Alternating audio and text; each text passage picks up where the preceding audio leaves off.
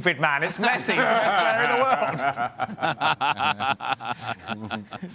I mean, to be fair, I say to be fair, it's my fault really for not being more explicit with the question, in the sense that I think one of the things that actually hasn't been discussed is what Messi's role in the team would be. Not whether or not Messi is a good player, but what his role in the team would be and what that means for the reconstruction of the team. Because, of course, we've seen this season that Xavi started with two wingers very, very open, right out on the touchline, and that's how he wanted to play. As the season went on, he adapted that because he was pragmatic, because he wanted to give more strength to midfield, so he had that Gavi playing in that kind of hybrid role. So it was only really two players up front, which was Dembele and Lewandowski, and then, of course, Rafinha and Lewandowski when Dembele wasn't available. And so if you bring Messi into the team, it does change things. It does change the way that you structure this. And I genuinely do think it's true that one of the questions that hasn't really been discussed, or at least not by Barcelona, who've talked a lot about the desire to bring Messi in. They've talked a lot and they've been quite honest about their concerns about whether or not they have the financial muscle to make this happen, whether the league will confirm and basically validate their viability plan, their economic viability plan. What hasn't really been talked about is, okay, where do you put him? What's his position? What's his role in this team?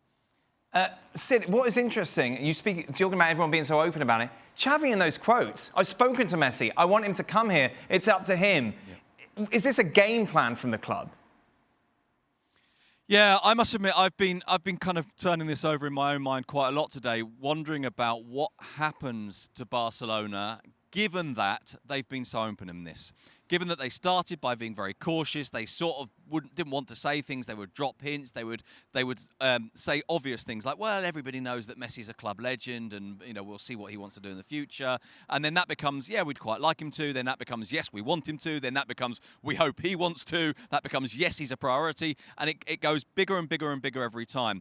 The problem is still, and as we've discussed this lots of times on the show, you still have to find the finances to make it happen, and that doesn't just mean, can you pay for him? Will the league accept it? It means, can you give him something that he wants? Does he really think this is the right decision?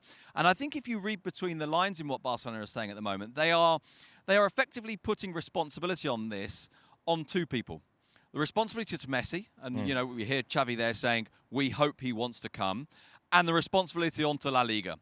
In other words, we hope La Liga confirms our financial viability plan. Now, obviously what that means is in the event of Messi going somewhere else, you can say, well, look, we did everything we could, and these two reasons stopped it, and that's not our fault. Now, that's fine up to a point.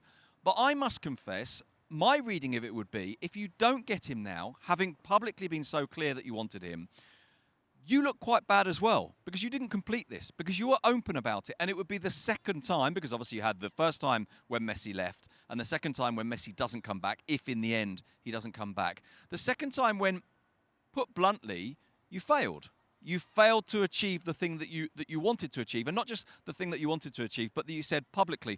So I think you're right. At the moment, we're looking, if you like, to interpret these words all the time, and obviously that can lead us to making mistakes. But it feels a little bit like there are two things going on. One is that sense of, right, we want everyone to know we're doing everything. But if it doesn't come off, it doesn't look great. Last question, Sid, simple one. Who's replacing Benzema? Oh.